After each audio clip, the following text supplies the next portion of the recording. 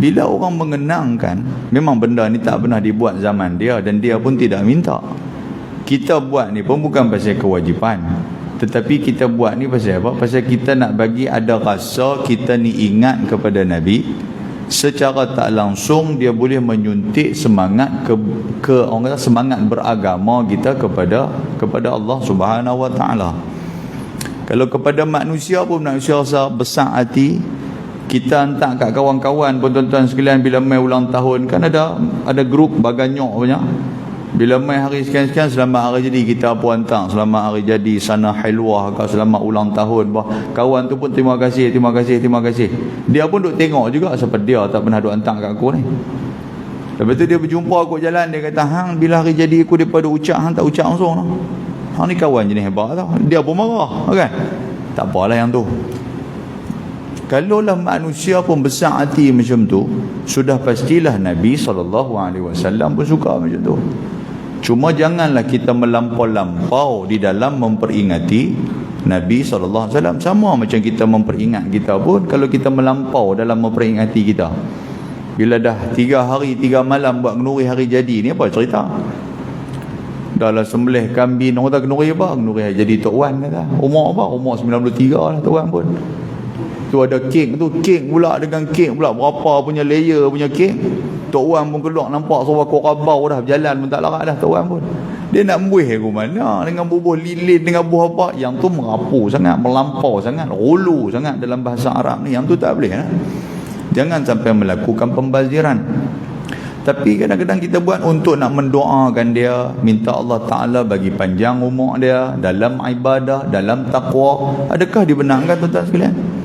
Sudah pastilah dibenarkan. Walaupun tidak dibuat oleh para sahabat Nabi, tetapi benda ni dibuat pada tahun 1154 di bawah, waktu tu di bawah pemerintahan Sultan Salahuddin Al-Ayyubi. Kita pernah dengar Salahuddin Al-Ayyubi, dia ni cukup terkenal. Dia bagi kepada Al-Malik Muzaffaruddin Gucek, seorang tentera, dan dia ni adalah general. Waktu tu dia bagi kepada Al-Malik Muzaffaruddin ni, hang buatlah satu majlis, satu program untuk nak bagi semangat balik kepada tentera Islam dan umat Islam. Yang umat Islam dan tentera Islam waktu tu dah duk berperang dengan Kristian Ortodok selama 300 tahun.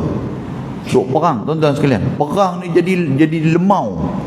Dia jadi nak semayang pun tak larat. Dia jadi semangat Islam tu tak apa nak ada. Dia jadi orang kata masjid-masjid pun mula layu.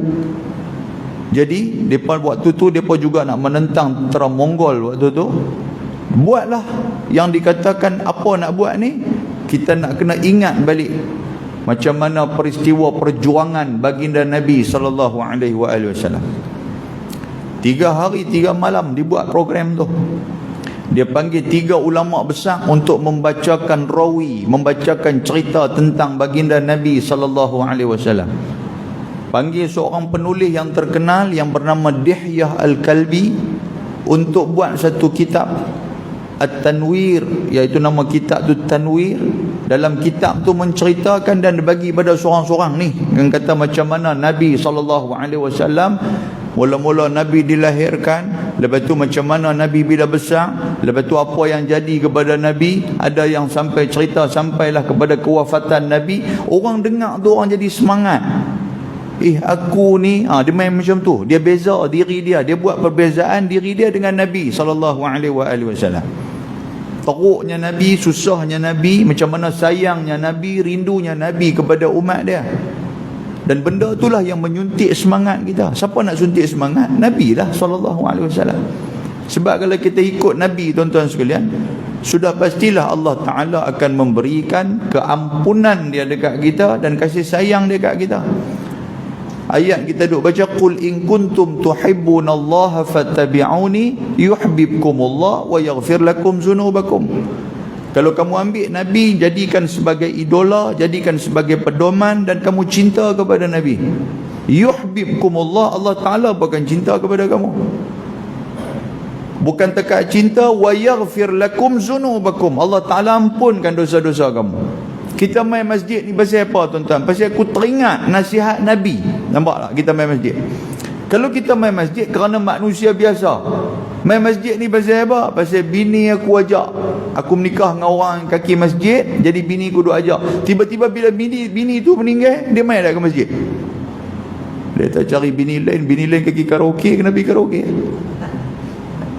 Tapi kalau Nabi, tuan-tuan sekalian, kita pegang Nabi ni, sudah pastilah pahala pun kita dapat, istiqamah di dalam kita buat kebaikan pun akan terus dapat kita hidupkan dalam kehidupan kita. Jadi dalam tu mereka baca rawi 3 hari 3 malam, tuan-tuan sekalian. Habis tu mereka buat kenuri, beratus kambing, hampir 10,000 ekor ayam yang disembelih untuk nak buat kenuri tu. Habis kira-kira 300,000 dinar. 300,000 tu mahal lah untuk nak buat program tu. Tuan-tuan, natijah dia, kesan dia apa? Lepas daripada tu, tentera-tentera Islam main balik semangat, bakar balik semangat mereka, sehinggakan mereka berjaya menawan kembali yang dikatakan Baitul Muqaddis dan juga Palestin kali kedua selepas daripada Sayyidina Umar Al-Khattab radhiyallahu ta'ala anhu. Itu kesan dia, tuan-tuan sekalian. Semangat dia tu. Bila dia tengok inilah yang kata Palestin, inilah tempat kiblat mula-mula umat Islam. Nabi dulu pernah Isra', Nabi pernah berhenti di sini. Bila diceritakan benda tu, jadi semangat untuk nak mempertahankan dan memperjuangkan Nabi SAW. Tuan-tuan pun bila duk dengar maulid Nabi ni, antara semangat yang kita dapat waktu kita pergi umrah.